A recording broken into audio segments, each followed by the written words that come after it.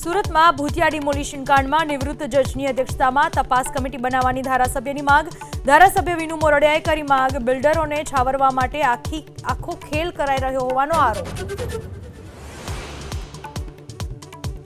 ભાવનગરમાં ઈ ચલણના નામે 7,87,000ની ઠગાઈ.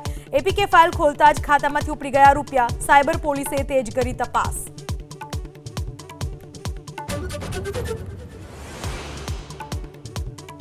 રાજકોટના ત્રંબા નજીક ખેતરમાંથી ઝડપાયા ગાંજાના 37 છોડ. 13 લાખની કિંમતના ગાંજા સાથે એકની ધરપકડ.